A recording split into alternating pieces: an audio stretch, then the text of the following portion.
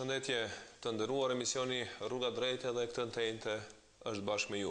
Jemi këtu sonte me mysafirin ton special në një intervistë ekskluzive për ne dhe shikuesit tanë, ambasadorin amerikan zotin Poll Uollers. Zoti Uollers, faleminderit që erdhët dhe pranuat ftesën që jeni mysafiri imi në emisionin Rruga Drejt.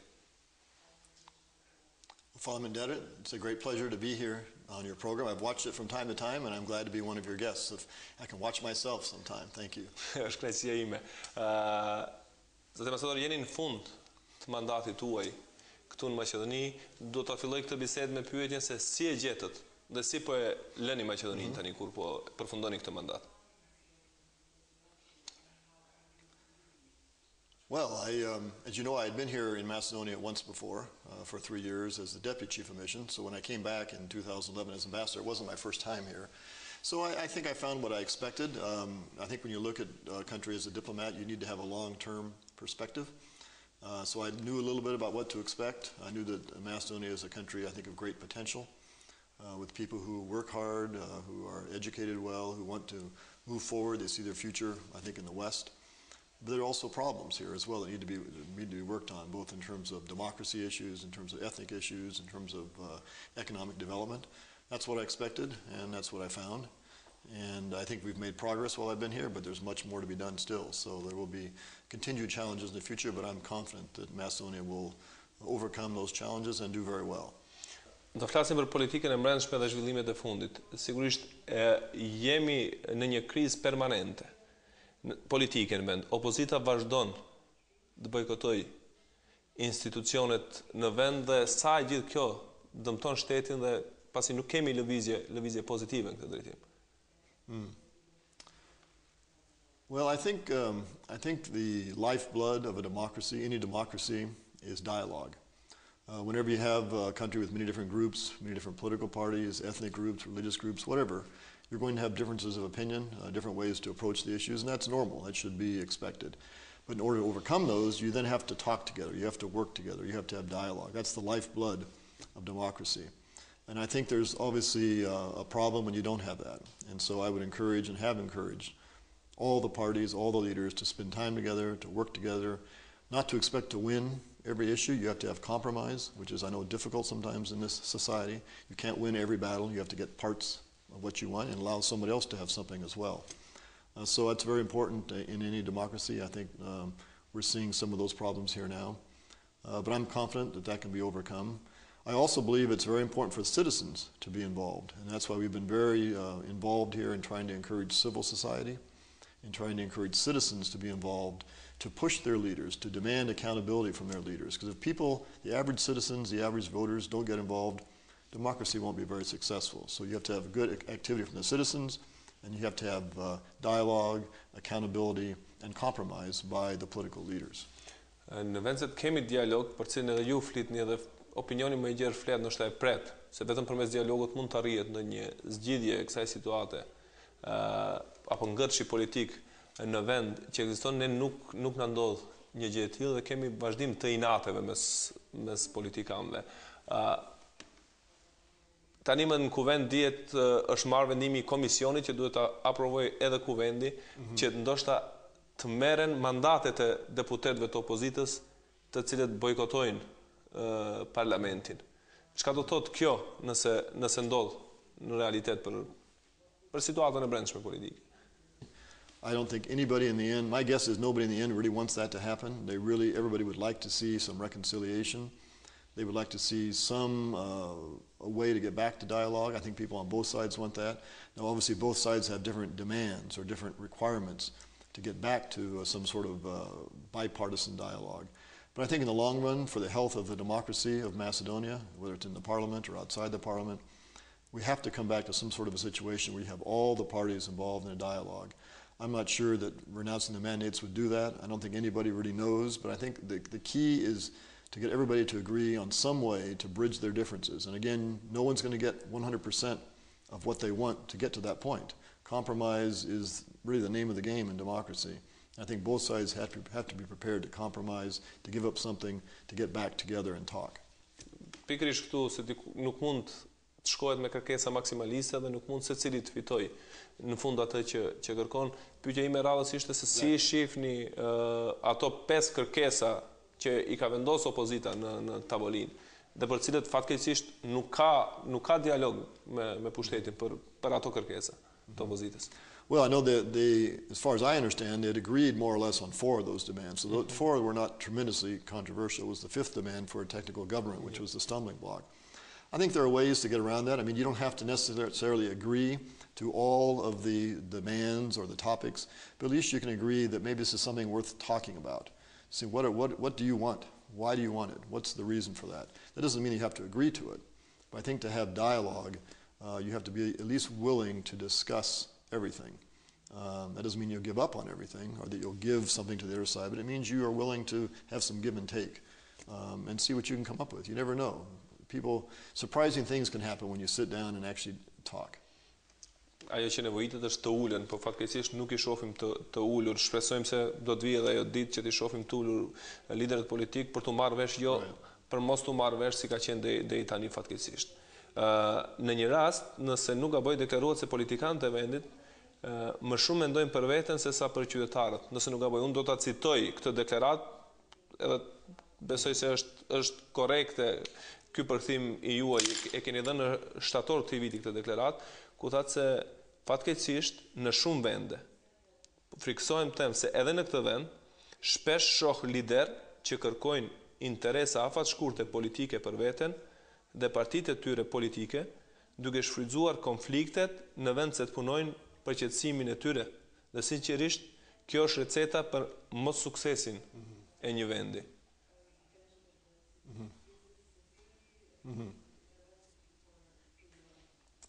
Well, I made that comment in a speech. As I said, it's not unique only to Macedonia.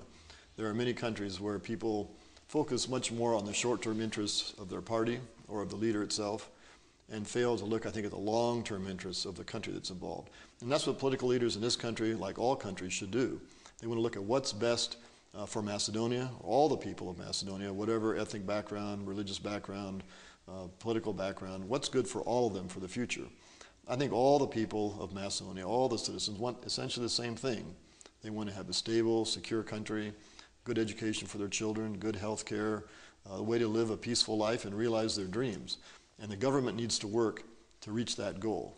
And I think that the only way to do that is to put the country's interests ahead of everything else. Now, naturally, political parties, they're there to get elected. They want to be in parliament or as whatever official. That's why they get involved in politics. And that's certainly normal. But they need to also keep above everything else what's good for the country and work toward that. And then the citizens have to demand that and hold their leaders accountable. And that's why I said earlier, it's very important that citizens be active in society through civil society, through NGOs, through political involvement, so they can remind their political leaders and demand from them, if necessary, how do you get to what is the best interest of the country? People can't be passive. They have to be involved. A democracy doesn't work unless the citizens are involved and demand that from their leaders or vote for somebody differently. Si të përfshihen ata kur fatkeqësisht viteve të fundit kemi një, mos themi kontroll total, po shumicës së mediave janë nën presion apo nën kontrollin e pushtetit fatkeqësisht punojnë. Si e shihni ju këtë situatë me mediat në Maqedoni, edhe pse keni tërhequr vërejtjen, nëse nuk gaboj disa herë, se duhet ndërmarr hapa për të përmirësuar edhe kjo gjendje.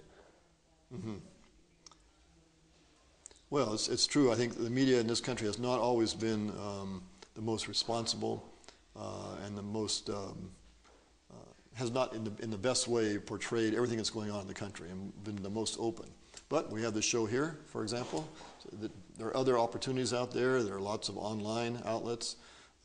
People can talk amongst themselves. They can form civil society organizations. There's lots of ways to become active. You don't have to depend just on the news or on the newspapers. I mean, that's true in a lot of countries where they may not have much of a media system.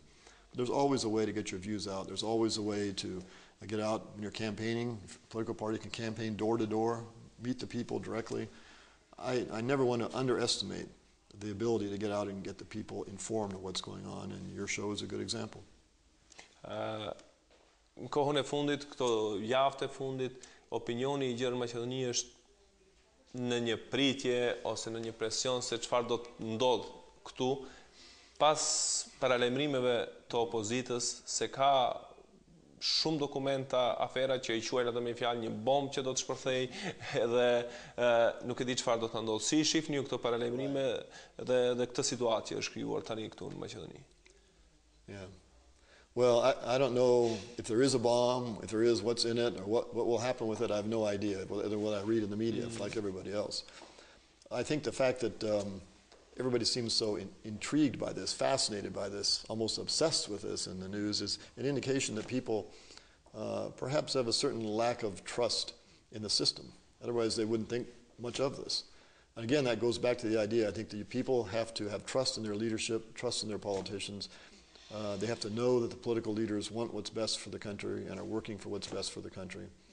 And then people have to be involved as well. And when they don't feel that, I think then there's this idea, well, there's something secret out there. There's something that will come out that we don't know about. And that's, I think, unfortunate because that means people don't fully trust the system. What will happen in this, I don't know. I think both, or at least I hope, that both whatever Mr. Zaev does, if he has anything, and however anybody reacts to this, will be, again, in a way that focuses on what's best for the country. Not what's best for one party or one group, but what's best for the country as a whole. How to handle this issue and how to handle the disagreements that are out there. Always focusing on what's best for Macedonia and all the citizens of Macedonia. Ajo që është qetësuese në këto paralajmërime, të paktën tek shumica e qytetarëve, është fakti se opozita ka paralajmëruar dhe vetë lideri i opozitës Zaev se nëse publikohet kjo bombë, në momentin kur do të publikohet, ajo do të ketë ndikim të madh në marrëdhëniet ndëretnike në vend. Dhe kjo është ajo që ndoshta është më shqetësuesja dhe nuk dihet si do kontrollohet. Çfarë do të thotë nëse kemi sërish tensione më të mëdha ndëretnike, sepse e dim se Maqedonia është një shoqëri e brisht dhe marrëdhëniet ndëretnike shumë lehtë mund të prishen, gjithsesi të ngritën tensione në këtë drejtim. Yeah. Well, there's no doubt that one of the major challenges facing Macedonia is the ethnic relationship between the two biggest communities. I mean, you have lots of different groups, but between ethnic Macedonians and ethnic Albanians is one of the key issues here. Again, I have no idea what's in these supposed revelations that may or may not come out. I don't know what they will cover. But I think the fact that people are concerned that it may have an impact on ethnic relationships, again, shows how people realize there's a problem there, and they're worried about it. If there were no problem, people wouldn't even think, they wouldn't say it doesn't matter because there's no big problem there. I think it is an issue that this government needs to look very closely at. My feeling is that in the last 3 or so years that the ethnic communities are coming apart more than they're coming together. And the government, as the government, all the parties in the government have a responsibility to do what they can to reverse that. I get the impression that people think it will just somehow work itself out, and it won't. It takes work, it takes hard work to create ethnic tolerance, ethnic understanding, bringing people together, and that's on both sides. I think both sides have to realize that the other side may have some concerns or some worries. It does, not may, it does, and that they have to work together to overcome those things. And then we won't have so much concern about what one set of revelations might do to ethnic relationships. If you had more stability there, it wouldn't be of such concern. But it takes work. Patjetër, plotësisht pajtohemi dhe disa herë edhe këtu në këto debate që organizojmë këtu në kuadër këtij emisioni kemi përmendur se në vend që marrëdhëniet përmirësohen mes dy komuniteteve më të mëdha, ato vitet e fundit shkojnë e përkeqësohen. Cili mund të jetë, a ka shpjegim interesi i politikës në vend, i cili është faktor kryesor për tensionimin e një situate të tillë që mos ketë marrëdhënie të mira ndëretnike në këtë vend? Kaq të vogël, me kaq mund të them pasuri, kulturave të ndryshme që jetojmë në Maqedoni. Well, as I said originally, first of all, you have to work to create good ethnic relationships. The natural thing is probably, if you ignore it, for things to get worse. So I think some of what happens here is that people just are neglectful. They don't pay attention to it as they should. They just think somehow things will be the same as they've always been or it won't get any worse. And that's not true. You have to make affirmative steps. You have to take active steps to make things better. And I think also there's a tendency in this government and this country in general for all the parties, all of which are ethnically based, to speak to their base, to speak with nationalistic rhetoric as opposed to speaking with rhetoric that will heal the divisions and bring people back together. A political party can't speak just to their base and expect it not to have an effect somewhere else in the country. So that's true of all the parties here. I think they have to be much more conscious of their rhetoric, of what they say in order to bring people together instead of bring people apart. But again, I keep saying this, but they have to work at it. It's something you have to do every single day if you're going to have success. Në një nga deklaratat e juaja të fundit për marrëdhënien ndëretnike thatë se faktor kyç pse kemi ndoshta ato tensione ndëretnike është mosbesimi i qytetarëve në institucione. Dhe ata janë duke humbur besimin tek institucionet. Për cilat institucione e kishit fjalën? Well, I think polling here shows that all the citizens of Macedonia, this is not an ethnic issue, ethnic Macedonians, ethnic Albanians, Turks, Vlachs, I'm sure everybody, have a significant distrust of the institutions, in particular the judiciary. And that's not an ethnic issue. All of them have that same approach. So I think that's an area that needs to be significantly improved. I think we saw that this summer when we had the demonstrations. It wasn't about this, the murder case, which was a horrific crime. Everybody agrees to that. Everybody agrees there was no excuse whatsoever, that whoever did that has to be fully brought before the law and punished completely. And again, we all offer our condolences to the families of these very tragically killed people, because they're still going through tremendous amounts of pain. And I understand why they're angry and upset, but people who were demonstrating, the vast majority of them this summer, were not demonstrating about the crime itself. They would have all said it was a terrible, horrific crime. It was the process that it went through which they were distrustful of. And I think that's an indication when people have that much distrust in a system, that needs to be work done to heal that distrust, to remove that distrust. E përmendet këtë rast, vrasja specifikisht sigurisht është diçka e tmerrshme, si është dënuar nga gjithë këtu në vend, mirëpo është fakt se ajo është shkak në kohën e fundit që të ketë tensione ndëretnike prej momentit në moment, pavarësisht si ndodh. Ndërkohë që pikrisht ajo gjykatë që duhet vendos është aq e mbyllur dhe jo transparente ndaj opinionit, që i shkakton gjitha këto ndoshta nervoza dhe reagime të qytetarëve. Unë e kam përmend, prapë them, në këtë emision kemi debatuar me njerëz të ndryshëm dhe prapë më duhet t'ua parashtroj edhe juve si pyetje, si diplomat, si njeri që jeni pjesë e kësaj shoqërie tani disa vite në këtë post. Si e shihni punën e gjykatës, duke pas parasysh se për një rast të ngjajshëm, për vepër të ngjajshme, e njëjta gjykatë jep dy vendime të ndryshme. Kishim ngjarjet në Gjorshe Petrov, ku kishte protesta të dhunshme, u dogjën dhe u thyen prona qytetarëve të pafajshëm. Kishim njëkohësisht protesta të dhunshme për rastin Monstra, u thyen dritaret e gjykatës. Dhe po ajo gjykatë merr vendime diametralisht të kundërta për një vepër të ngjajshme, në Gjorshe Petrov lirohen dënuesit, ndërkaq këndej ata që kanë thyer xhama dënohen me 3 vjet burg. Si në rastet të tilla të kthehet besimi në institucione? Well, I think, particularly in the Smilkosi murder case, which again was, I said, a horrific crime that needs to be dealt with thoroughly, I think one of the problems was, of course, that we had these protected witnesses. And I understand why they had protected witnesses. That's a normal technique that's used in many countries. The problem is when you have a system where people already have a significant amount of distrust in the system, if you don't have all the evidence out there for people to see, then that just increases their suspicions about the system. And I think there needs to be found, a way needs to be found to be able to have protected witnesses, which I understand are necessary for law enforcement, but still to get the testimony out so people can see what the evidence is and what the testimony is, so they can have confidence in the courts. I don't know, and nobody really knows except for a small group of people in the courts, what all the evidence was in that case, because it's secret, it's being held in protective custody. So if we don't have that, it makes it difficult to have transparency and full trust. But I think the polling, as you indicated, shows, or as I indicated, and you gave me some examples, that many people, most people in Macedonia, have a lack of trust in the system. They're not always convinced that the case will be decided on the merits of the law, but maybe on who knows who, or what issue is involved in the case, what ethnic groups are involved in the case.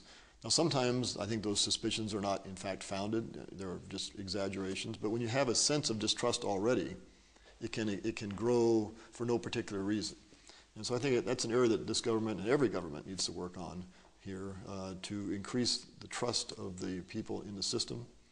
And I would say again, I don't think this is new just in the last few years. This has been true in Macedonia for a long, long time, going back into the 1990s, where you've had a lack of trust in the system. And I don't want to say there aren't some very good, hardworking judges and prosecutors. There are. But I think the system needs to be worked on to increase the amount of trust, and a lot of that comes from transparency. Kur jemi te ky rast, patjetër duhet ju pyes, Maqedonia është shteti i pavarur. Dhe posaçërisht shumica është, nëse mund ta quaj, alergjike kur ndonjë diplomat thot diçka dhe mendojnë se është duke ja thënë për të keqen e tyre dhe pse na përzihet në punën tona. Pikërisht mosbesimi në institucion, këtë rast gjykatën e Republikës së Maqedonisë, e detyroi ndoshta edhe liderin e partisë shqiptare në pushtet, zotin Ali Ahmeti, që të kërkojë përfshirjen direkte, nëse mund të mos të kërkojnë ndihmën e Shteteve të Bashkuara të Amerikës, përfshirjen e ndoshta të FBI-s për këtë çështje të ndjeshme. Ju jeni takuar shumë herë me zotin Ahmeti, edhe tani këtë ditë. Si mund ju ta ndihmoni dhe a ka hapësirë të ndihmohet në këtë drejtim? Right. Well, I think we've tried to be of assistance for many years here in helping train judges, train prosecutors, and particularly in the new Criminal Procedure Code, which just went into effect just about a year ago, the new CPC as we call it. So we've done a tremendous amount of training here to work with the judicial system. We've taken people to the U.S. on training trips to see how our system works. We brought judges here to do that kind of training. So we do a lot of training and exchanges to try to help with the system. In terms of this precise issue which you raised, I know there's been discussion about whether the FBI or some other group could come in here and participate in some way in this particular case. We've never gotten an official hearing or an official request from the government, which we would have to have. There have been discussions just among Dewey in particular about this. I'd have to say I don't know even if we got the request, if it would be feasible. You know, the FBI is, first of all, is very busy. They got, unfortunately, a lot of work to do in my own country. And they tend not to want to get involved in cases in other countries in which they're not familiar with the system. So I can't guarantee that even if there were a request, we'd be able to do it. But so far, there's been no such request. But we're eager to assist in any way we can to help Macedonia on this front, the judicial front, or any front, because we want to see Macedonia succeed. That's the goal of the United States. We want Macedonia to be a prosperous, multi-ethnic democracy that's anchored in the Western institutions, the Euro-Atlantic institutions, because we believe that's what's best for all the people of Macedonia. We'll help them move forward, and in any way that we can help, this way or others, we'll do so. Para se t'ju pyes për si e vlerësoni gjendjen e sigurisë në vend, shkoa për ta bërë pauzën e parë për reklamë dhe kthehemi pjesën e dytë të bisedës me ju, zoti ambasador. Okay, good. Kthehemi në studio për të vazhduar bisedën me ambasadorin amerikan në Shkup, zotin Poll Uollers. Folëm për rastin e Monstrës në fund të pjesës parë, desha t'ju pyes si e vlerësoni në përgjithësi gjendjen e sigurisë në vend. In Macedonia in general? When you hear rumors or stories, if that's what you're referring to, I think about people in the mountains doing something or having checkpoints. You know, I mentioned earlier at the beginning of the discussion that I was here from 2004 to 2007, so I have some long-term perspective. Every year since I've been here, since 2004, and probably before that, there have been rumors about people running around Mount Kitka or running up around Brodet or something. None of those have amounted to much, and I suspect this doesn't either.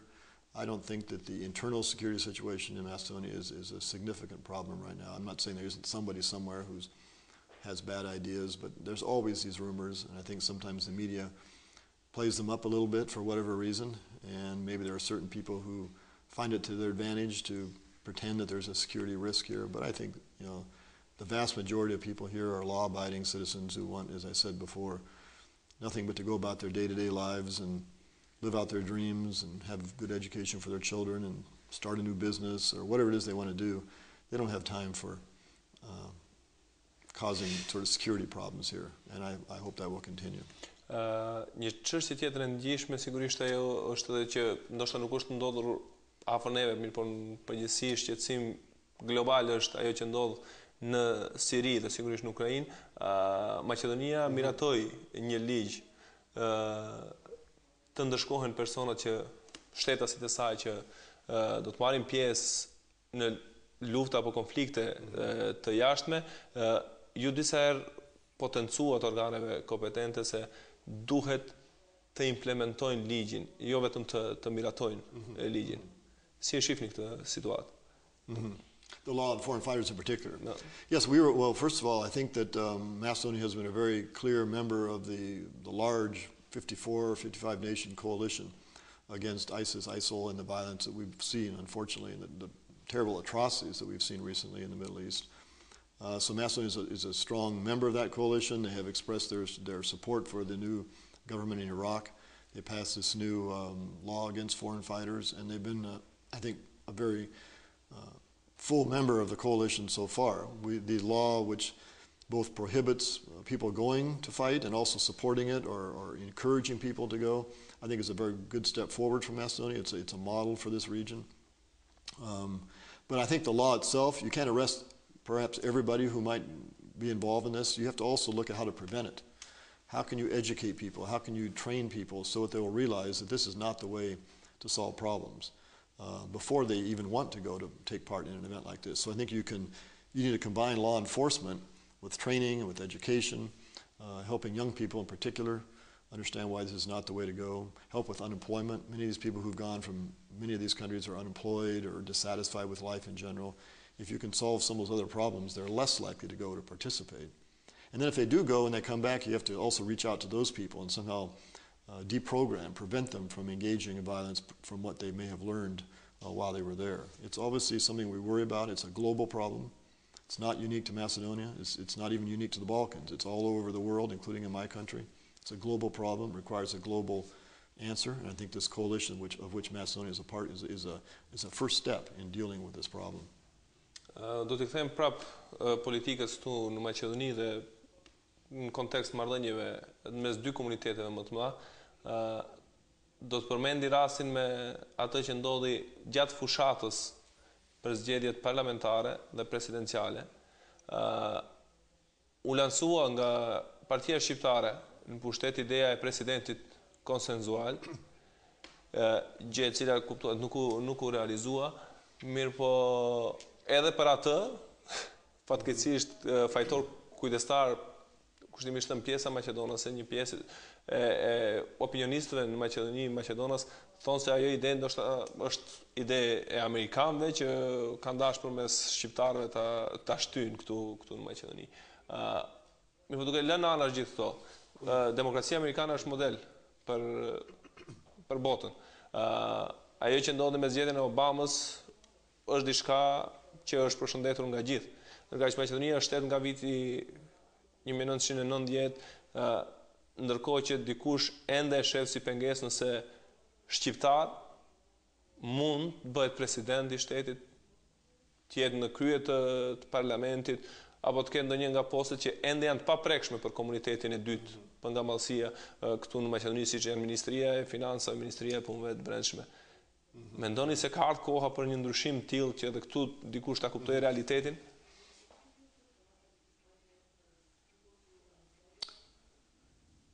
Well, it depends on what reality is, I suppose. First of all, we don't get involved in sort of the details of domestic politics, whether it's the Constitution or things like that. So we were not involved at all in any ideas about requirements to make any changes in the system here.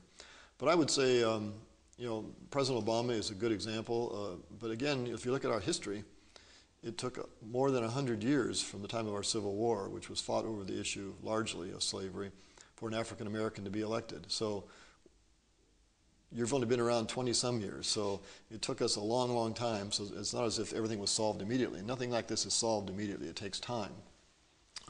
But you've done some things here. For example, President Trajkovski was elected. He was not your classic Macedonian. He was a Protestant, not an Orthodox. So that was an example of electing somebody who was not in the normal sort of mainstream of society, and he was a very successful president here. And there are other examples. We just had an election in Romania, where a person of German background actually just has won the presidency there, which is unusual for them. So there are other examples around. But again, in a place like Romania, it's taken a long time as well. So I think you have to be patient to some extent, but keep working. Someday, an Albanian will be the president here, I'm sure. I don't know when. I hope it doesn't take 100 years. But you've had Albanians as Minister of Defense, many other important positions. So, Deputy Prime Ministers in charge of European integration. So, there are examples.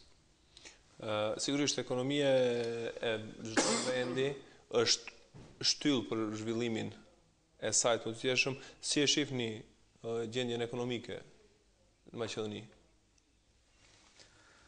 Well, I think the economy, especially if you compare it to some of your neighboring countries, is actually doing reasonably well. Not great, but reasonably well for European context. But I think there's a fair amount of foreign direct investment coming in, including American. But again, like everything else, this is an area you have to constantly work at. And I think that the political situation and the stability or the instability will make a big difference in that. If it's stable, you'll have more. If it's not, you won't. So they've got to work at all these issues to make Macedonia more prosperous. Kur jemi të çështjet ekonomike, duhet ta përmendja edhe deklaratën e ambasadores Newland gjatë vizitës tu, e cila drejtoi edhe një mesazh autoriteteve se duhet të ketë kujdes pushteti ose institucionet për zhvillim barabartë të rajoneve këtu në këtë vend. Yes. She made a very big point of that in her comments. And I think that's very true. You have to have economic development across the country, and not just in one particular area. And we are pushing very hard for investment by Americans and by others in every part of Macedonia, whether it be in Kijevo or Koçani or Tetovo, wherever it might be. I think it's important to have for people to see that there is interest in them. That's one way the government can show we are concerned about all the citizens of the country. Problem tjetër I kësaj shoqërie sigurisht është korrupsioni. Në një konferencë të fundit, në cilën morët pjesë edhe ju, unë do të citoj prapë një deklaratë që e thatë se në Maqedoni në vitin 2013, Komisioni për Parandalimin e Korrupsionit ka hulumtuar mbi 200 raste. Dhe ky numër nuk është edhe I vogël për një shtet siç është Maqedonia, por vetëm 7 prej tyre janë të akuzuar, që mund të thuhet se është asgjë, dhe po në Maqedoni e parashtrohet si pyetje sa veta janë dënuar për rast korrupsioni.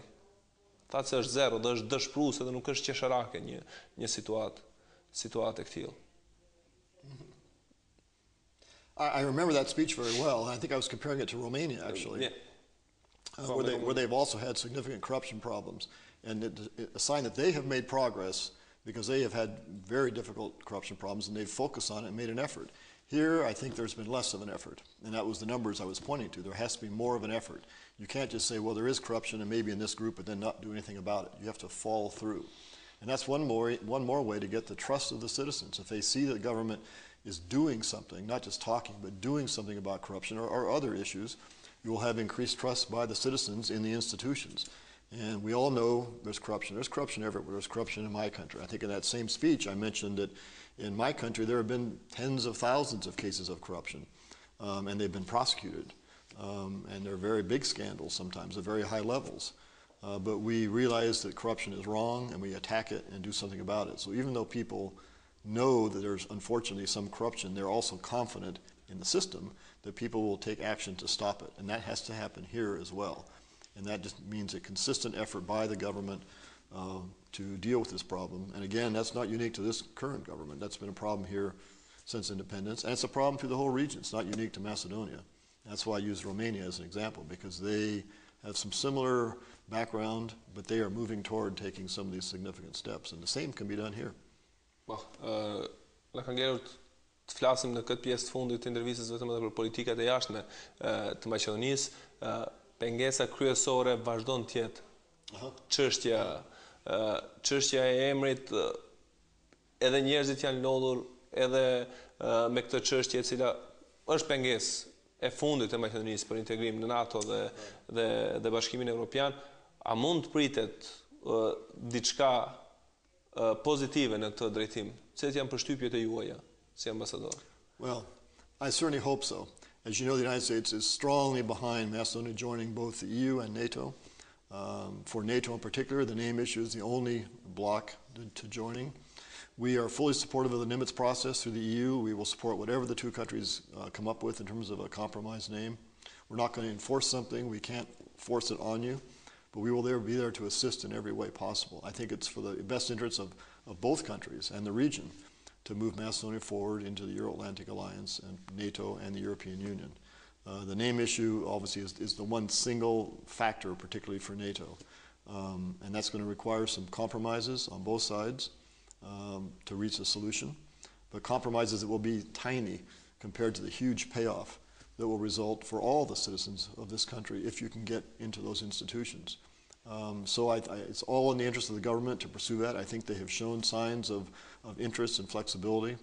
We have to also get the other side, the Greeks have to also be equally interested. So it's not all an issue only on the Macedonian side of the divide. It has to be on both sides. But we will work very hard. I'm confident it will happen. I know it will happen. It's a question of when, how long it takes, and the sooner the better. Shqetësimi kryesor I Maqedonasve, gjithsesi kryeministrit Gruevski dhe politikanëve këtu në përgjithësi është se me ndryshimin e emrit do të humbet identiteti. Mund ta marrë dikush identitetin e dikujt. Right.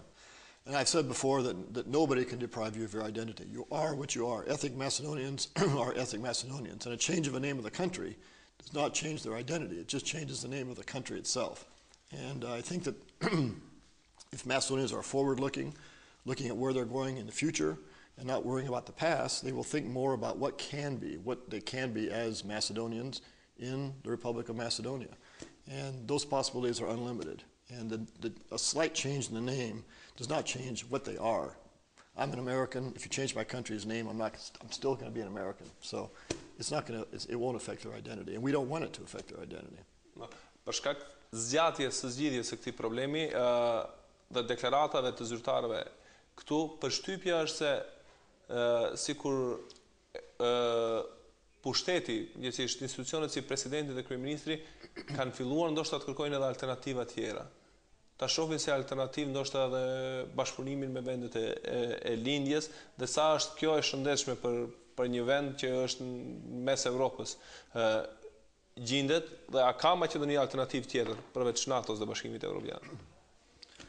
Well, I think it's important to be friends with everybody. So it's not choosing necessarily one over the other in terms of who you do business with. But I think the young people, I think all business people, pretty much everybody here realizes that their future really lies in the West. That's where, the future of education, of productivity, economics, everything is looking west.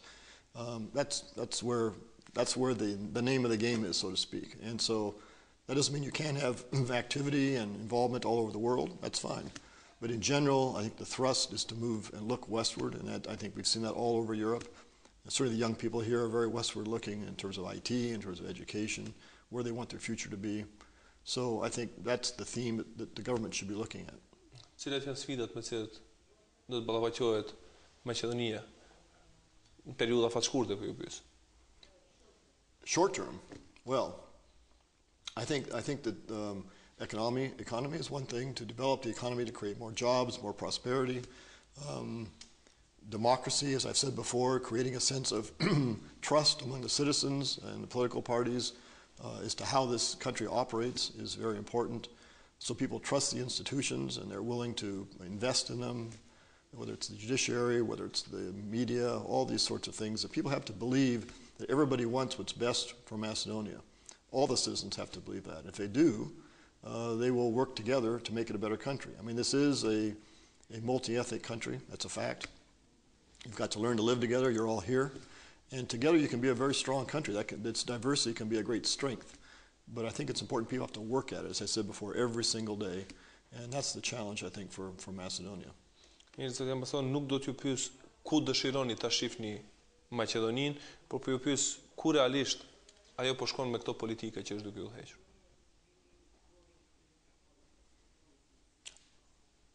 right now.